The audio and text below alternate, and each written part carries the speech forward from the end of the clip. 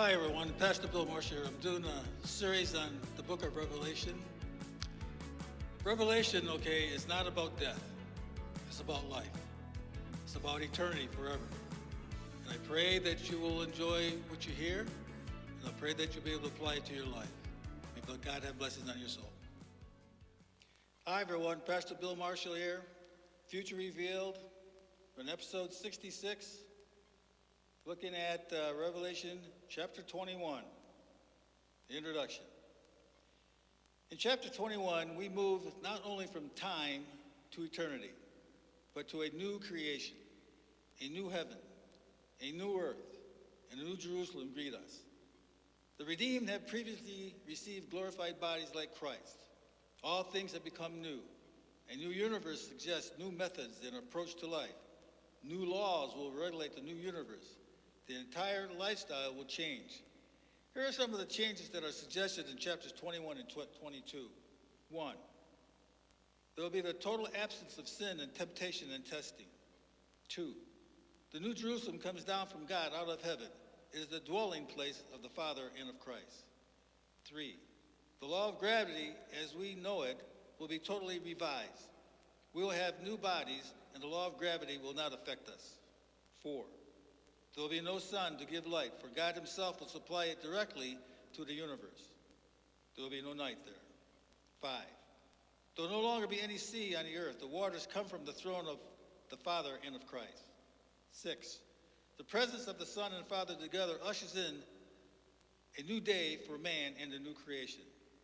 7. There will be no more pain, no more sorrow, no more tears, no more death. A new heaven and a new earth. Verse 1. And I saw a new heaven and a new earth, for the first heaven and the first earth passed away, and there was no more sea. The word new. New in respect of freshness, then new with respect to existence. In this verse we find a number of things. I saw a new heaven and I saw a new earth. I believe that the new heaven and the new earth will not be destroyed, but be renovated. W.A. Criswell states 3 reasons.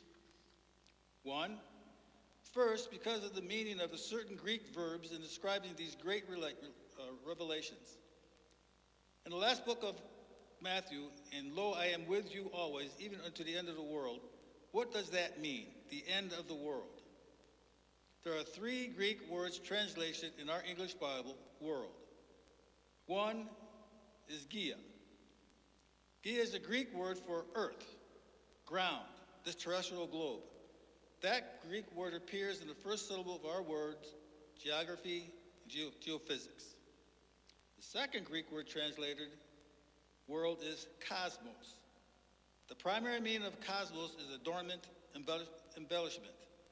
The word cosmetics comes from that word, cosmos.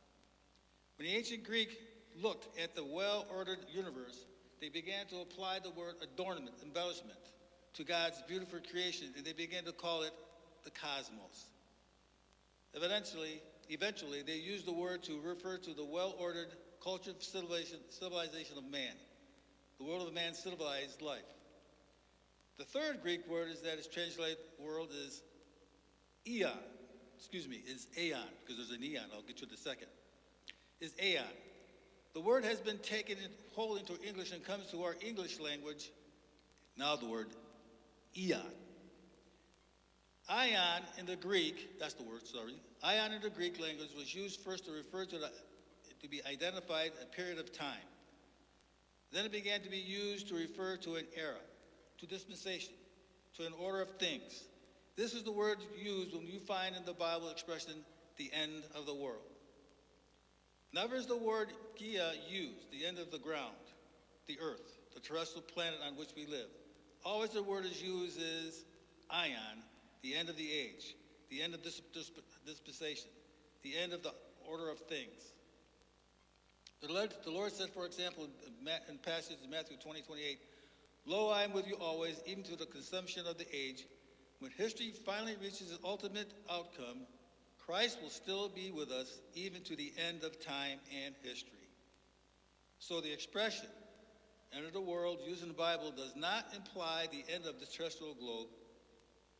There's another Greek word, I hope I get this, so I say this correct, it's parakoma, and it means passed away.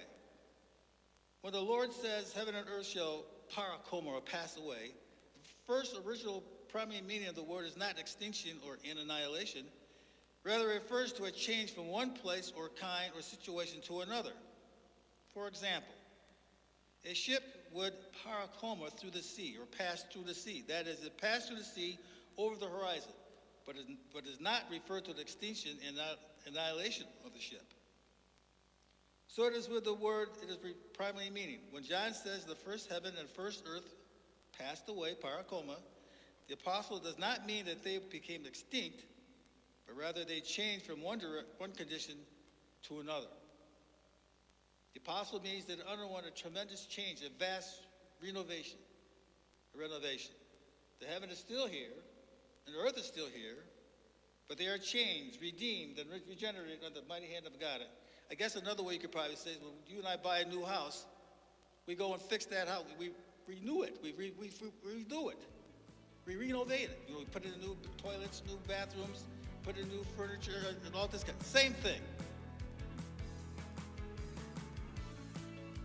So may God have blessings upon your soul.